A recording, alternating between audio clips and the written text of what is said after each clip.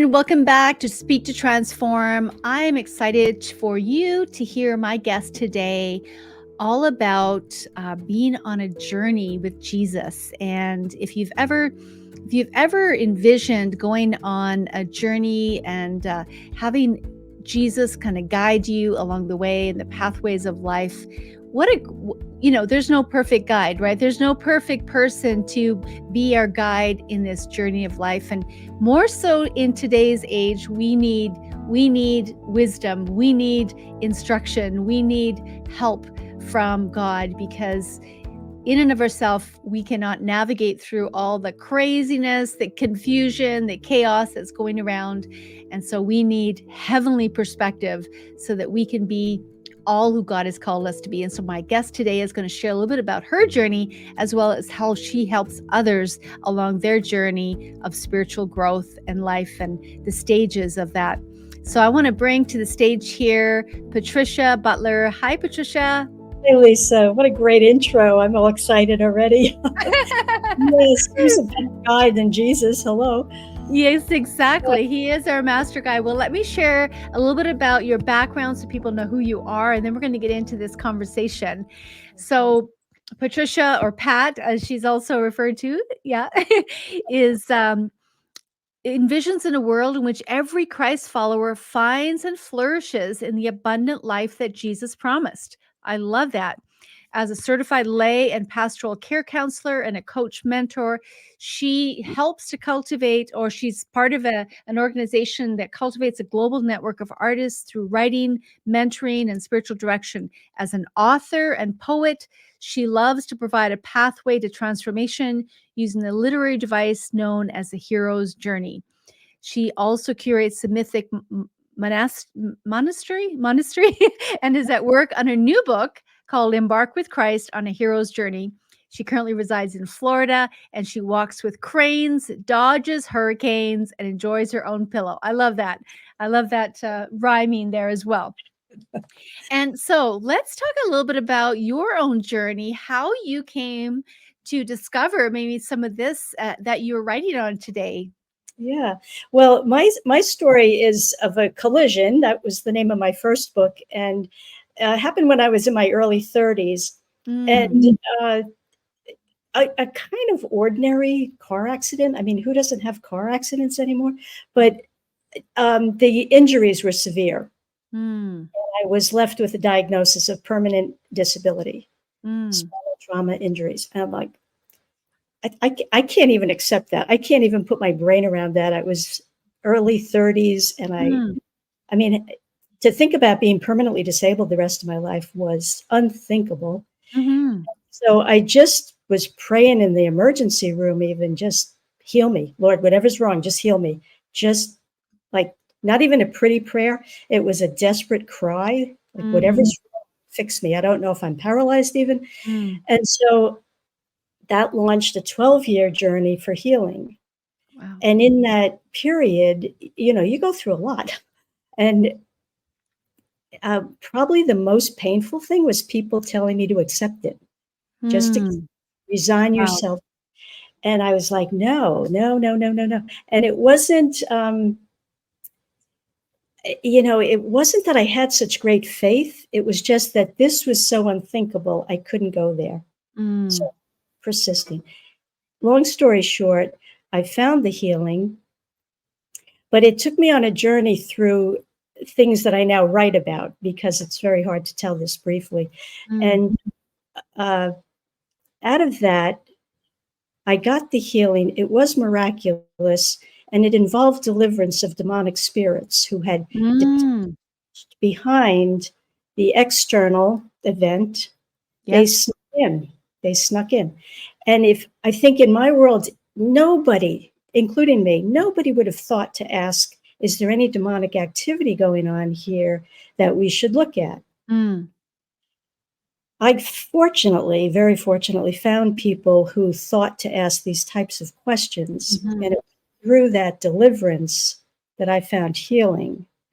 And so now out of that came a whole new life. Then it went to the transformation level. If you experience a miracle like that, your life transforms. Mine transformed so radically. It was not only physically, but my ministry changed. My entire ministry changed. I was overseas at the time.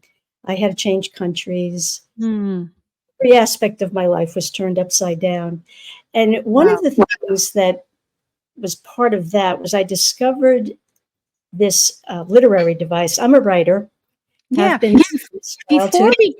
Before we go there, Patricia, because I think we're going to go into a different direction. Before we go there, I just want to go back to what you said about the discovery that there were some demonic spirits attached to, and I'm assuming through the trauma that happened with Right, with right. the accident. I think this is so key to talk about because this Mhm. is not talked about a lot in traditional church settings in terms of from a pulpit or anything like that. There's a lot of healing being prayed for, which is great, but to Mhm. be able to sometimes have the discernment that maybe there's something added that needs to happen in order for that healing to be released.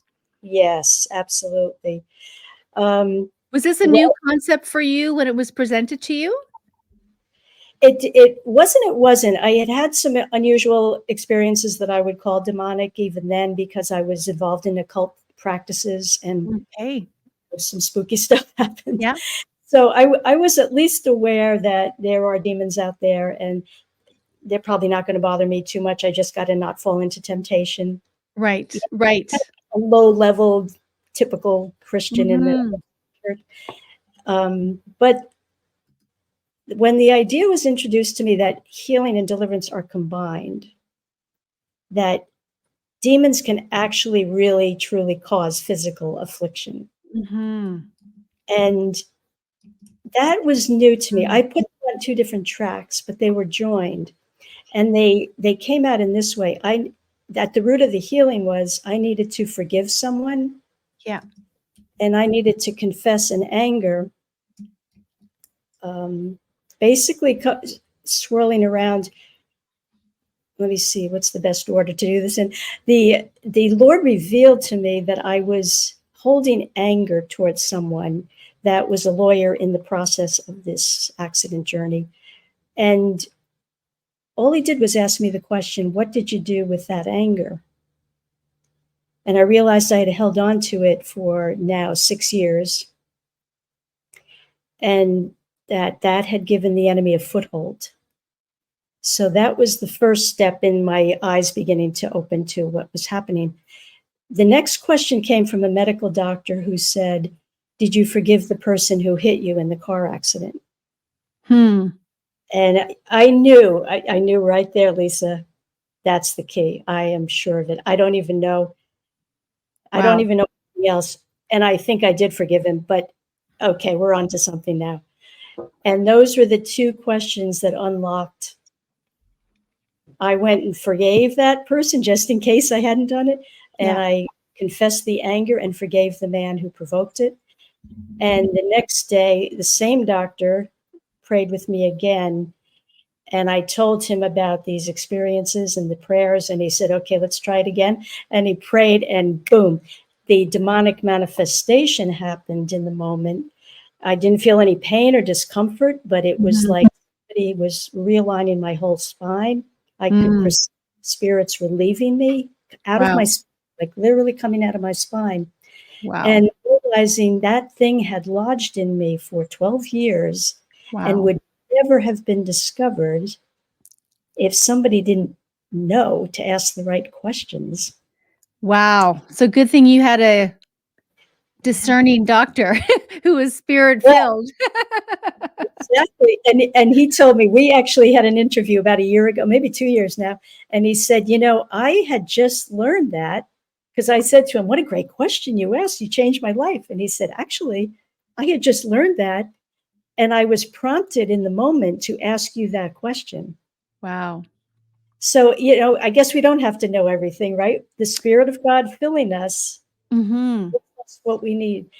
And that was profound. That was a profound. Yeah, and then that what you just said there is profound too for anyone listening today is like, and sometimes we second guess. We think, oh, that can't be God, or I don't know this person. I'm not going to ask them this question, or but Right. right? It's just like, no, taking a risk and say, "Hey, I'm wondering," Right. because we don't know until we actually take that risk that, okay, this may be God speaking to me and not just my own thoughts here.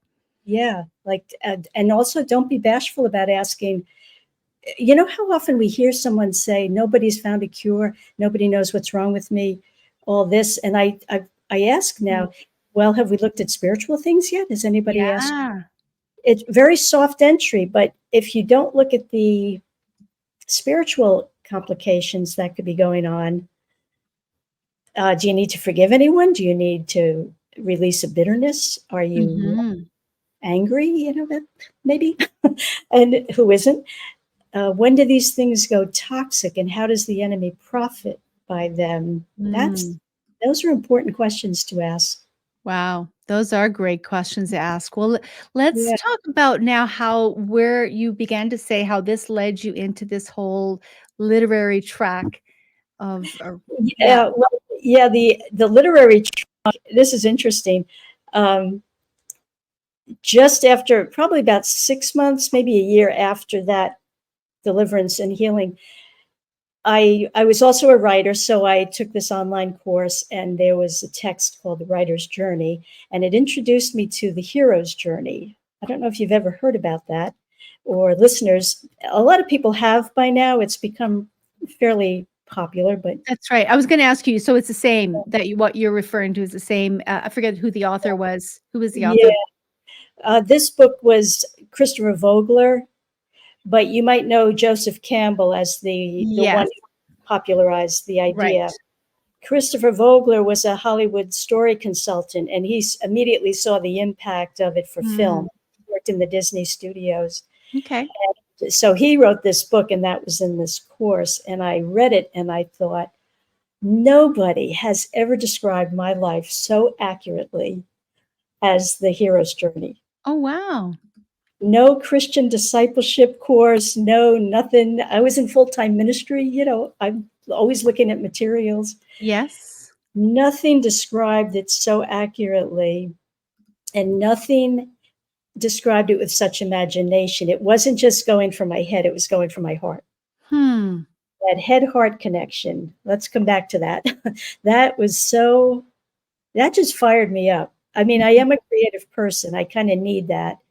But don't we all? Don't we all? Aren't our imaginations starved for the kinds of things that are transcendent and beautiful and good?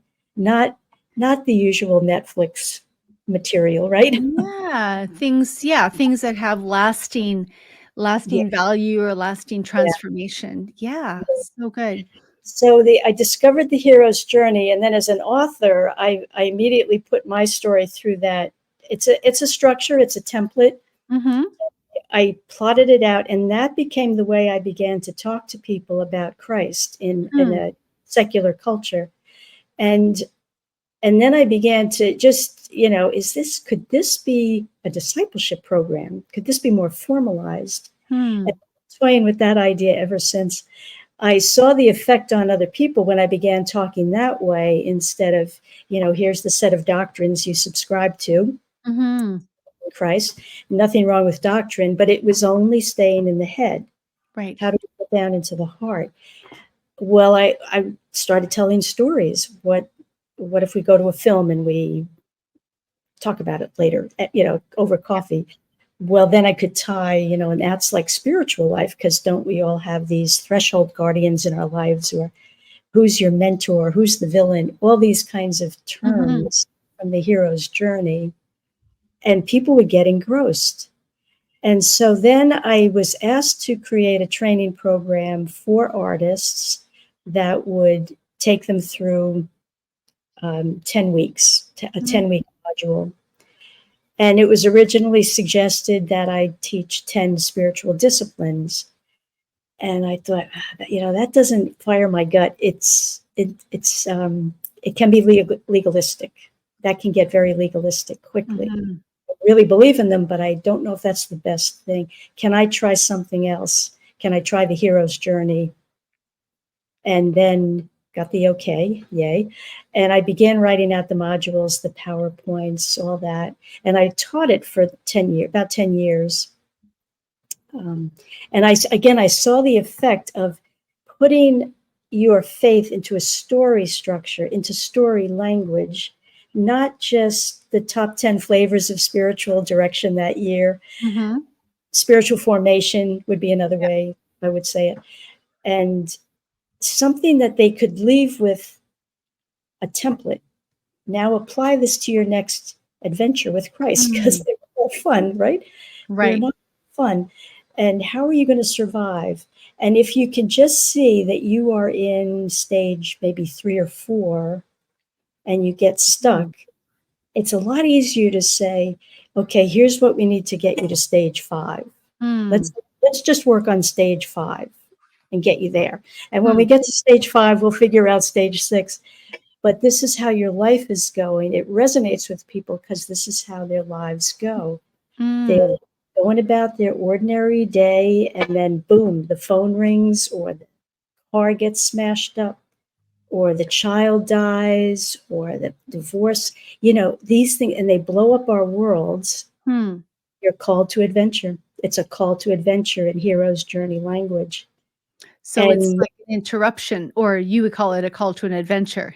yeah, the story language is called to adventure. We would call it a calamity or a disaster or Mm. some other word, but it fits in if you look at the storyline that you're going to go through, you're there.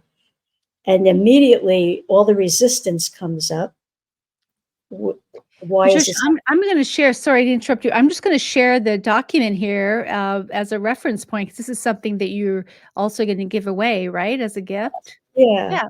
Let's have a yeah. look here of some of the things that she's referring to. Oh, great.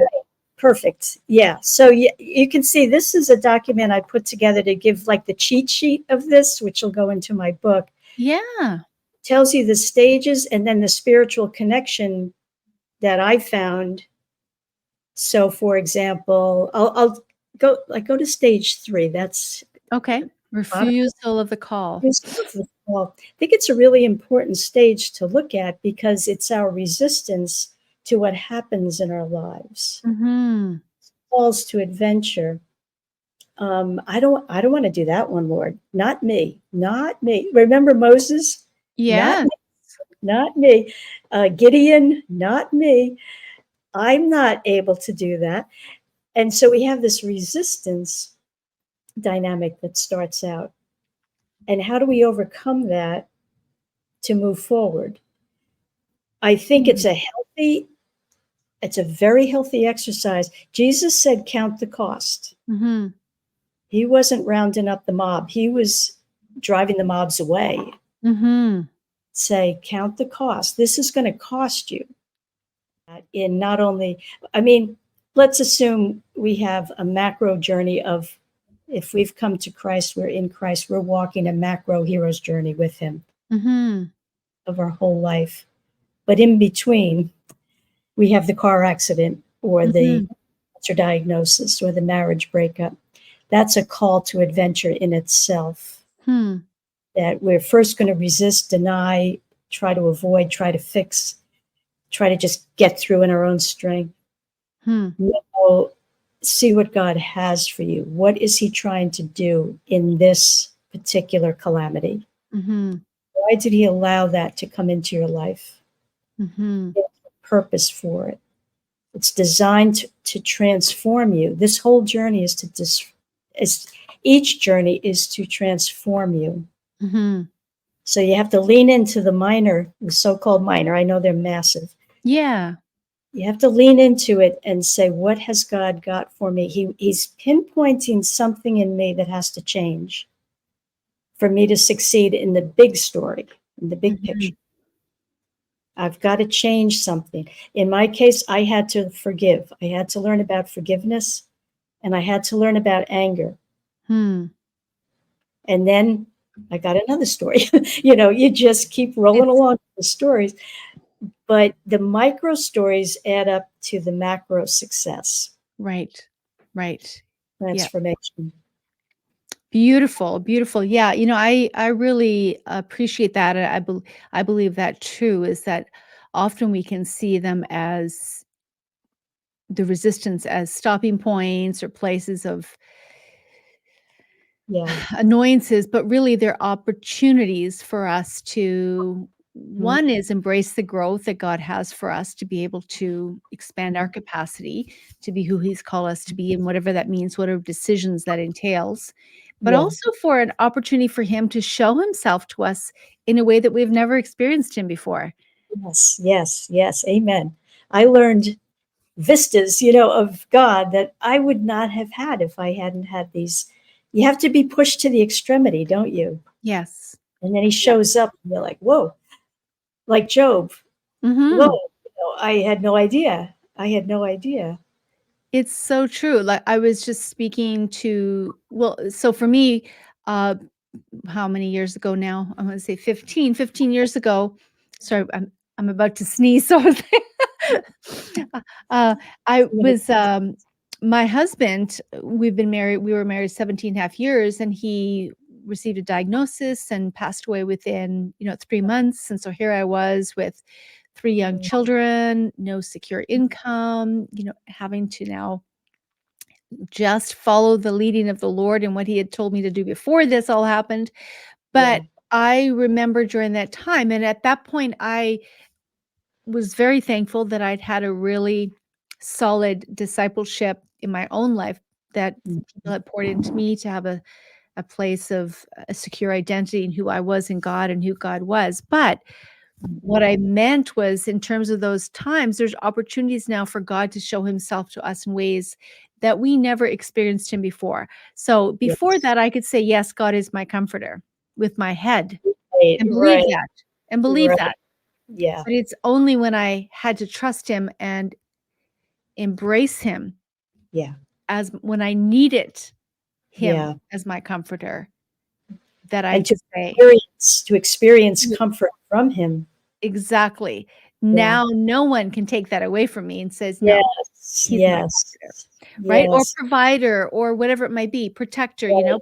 put whatever aspect of his character in there. And so for me, that really I mean, prior to that as well, but it really embedded in me this whole thing of, each time we have these, what you would call call to an adventure Mhm. in our life, is that there's an opportunity for us to get to know God more, go deeper in intimacy with him, and also to be more transformed into who God has called us to be. So I love how you've outlined this in terms of for people to kind of map out, oh yeah, okay, in their Yeah. life. Yeah. Yeah. And also how much we learn so much about ourselves. I've learned stories of, some of the micro journeys. I don't really trust God. I thought I did, Mhm. but I discover in this journey, I don't trust him for this. Yes. And I never would have known that unless he showed me, like, hey, you're not so good over here. And it's never condemning. It's always, I need to point this out to you, honey, because you're missing the point. Yes. Very gentle. It's always been very gentle with, I mean, severe mercy. Right. You experienced a severe mercy. Tenacious. Yeah. Yeah. That's so But good. Oh, yeah, I, God as healer is very real to me. I believe in mm, healing so deeply because I was healed. mhm. It's Exactly. it's the same thing as the comfort you experienced. Yeah, Yeah. exactly. This is beautiful. So, what is it what do you're writing a book, but this in and of itself is now part of a discipleship program that you've put together, is that right? That's right. It's been a discipleship program through Inspiro Arts Alliance, which I've been affiliated Mhm. with. And I am working with the new director of training who brought this material to, and she transformed. And now, 10 years later or more, she is the director calling me saying, can we do an online course? Can you help me put together an online course? So we're doing that. Mm. I wrote Collision in 2022, came out in 2022, which gives a lot more of my story of the healing and then how I learned about the hero's journey and then went into this arts ministry. Mm. And then Embark will talk about, okay, that was my story. Now let's talk about your story. Hmm. And this is the structure we're going to use. I don't like structure. This is, what's the word you could use? I like Framework? right, Framework? framework. Good. I use the metaphor of trellis too, like a trellis for a vine. I don't want to Right. throw too many metaphors into the mix, but Yeah. like a trellis needs a vine to grow and flourish. Mhm. If we're branches on the vine, we need a trellis. It's not just Right. random. Your life isn't just you're going through a story with an arc. God is not a bad writer. He's writing epics if you'll let him. Mhm. So, yeah, I want to offer that. And then I'm microblogging. I'm on Instagram, microblogging a lot of the themes. The book I hope will release by the end of the year. We're just starting Mm. the ends. And the website created for the connecting with the people I've taught already, and then reaching Mhm. out to the audience, just expanding out into a broader audience than the one I was in. Okay. Yeah. Awesome. So if someone want to get a hold of this document that I put up there, the 12 stages of the hero's journey in spiritual Yeah. life, where can Yeah. they go? I can also put the link down below, but if it's a Okay, simple sure. link, you can just say it, or should we just yeah. Yeah, let's do everything because everybody's got a million things popping all at once, right? So I'm on the mythicmonastery.org, Okay. and that's the website. It's a little messy right now because we're upgrading for the new, building out some areas. Mythic, like not mystic or not whatever, Yeah. mythic, like story, and monastery, because we will dip into the ancient spiritual disciplines that are so good and rich and Mm. add to your success. And then I'm on Instagram as at mythic_monastery. Okay. And so if you go to the website and sign up for that welcome email that you get, welcome pop up, whatever Yeah. it is, Yeah. and sign up with your email, you'll get that template, 12 stages of the hero's journey. And Okay. that'll be a good jump start on the book, which I'll knock on your door in about 6 or 8 months when it's released, Lisa, and say, hey, 100%. Yes, let me know when it's ready to go into print and we'll give it a push here. and I'm also going to do a workbook with it because I think it's good to have that handy for that type of book to work through.